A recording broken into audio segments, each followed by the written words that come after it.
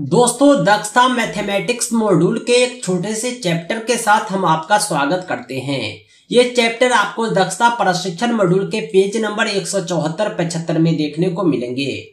दक्षता प्रशिक्षण मॉड्यूल में एक टॉपिक था सर्वांग समता। सर्वांग समता का अर्थ होता है सभी अंगों का बराबर होना। यह असल में 3 शब्दों से मिलकर बना है, सर्व, अंग और सम। सम का अर्थ होता है बराबर, अंग का मतलब होता है आकार, सर्व का मतलब होता है सभी। जब किसी आकृति के सभी अंग आपस में बराबर हो, ऐसा देखने में लग रहा हो कि दोनों एक ही आकृति है, तो इसे ही सर्वांग समता कहते हैं। अधिक सरल रूप में कहे तो 2 चित्र के आकार, प्रकार, शेप, साइज आपस में समान है, वे परस्पर सर्वांग है। ये आप देख रहे होंगे 2 तितलियां हैं। 2 तितली जो है इसके शेप, साइज सब एक दूसरे से बराबर हैं। इसे ही कहते हैं सर्वांग सम। हर एंगल से ये एक दूसरे के बराबर हैं। कोई एक ऐसा पार्ट नहीं है जो एक दूसरे से थोड़ा भी अलग हो।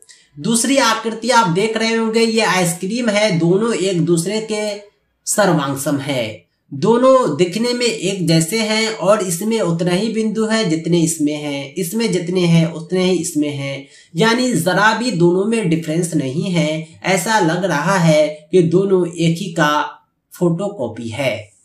इसे ही कहते हैं सर्वांग समता। दोस्तों, ये सर्वांग समता ज्यामितीय आकृति में भी होती है। चाहे त्रिभुज हो, चाहे वृत्त हो, चाहे वर्ग हो, आयत हो, चाहे घन हो, घनाभ हो, बेलन हो, शंकु हो, कोई भी ज्यामितीय आकृति हो, सब में सर्वांग समता पाई जाती है।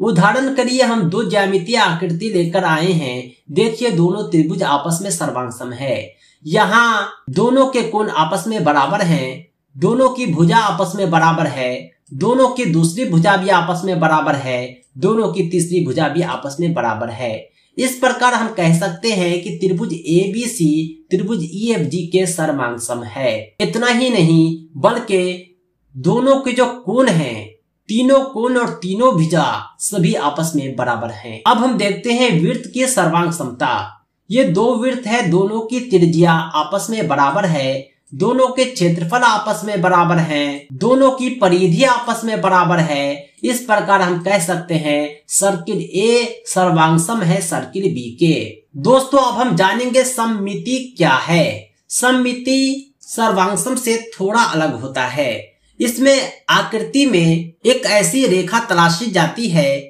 जिसे मोड़ने पर आकृति के बाएं और दाएं भाग एक दूसरे से पूर्णतः समपाती हो। यानी यह रेखा उस आकृति की सममिति रेखा कहलाती है। हो सकता है कि किसी आकृति में कोई भी सममितीय रेखा न हो, या 1 से अधिक हो, या 2 से अधिक हो, या ज्यादा ही सममितीय रेखा हो। ये जो आकृति देख रहे हैं, इसमें एक जो है सममितीय रेखा है, जहां पर लाइन खींचा हुआ है। आप इसे काट दीजिए, दोनों को ओवरलैप करेंगे तो देखने में लगेगा कि एक ही आकृति है, और यह आकृति आपको कुछ इस प्रकार का प्राप्त होगा। ये एक बटरफ्लाई है, इसे आप बीच से काट दीजिए, आपको लगेगा कि ये दोनों एक ही आकृति आपस में मुड़ा हुआ है। इस प्रकार किसी वर्ग में सममितीय रेखाएं तलाशने के लिए आप इसे अलग अलग दिशाओं में काट सकते हैं।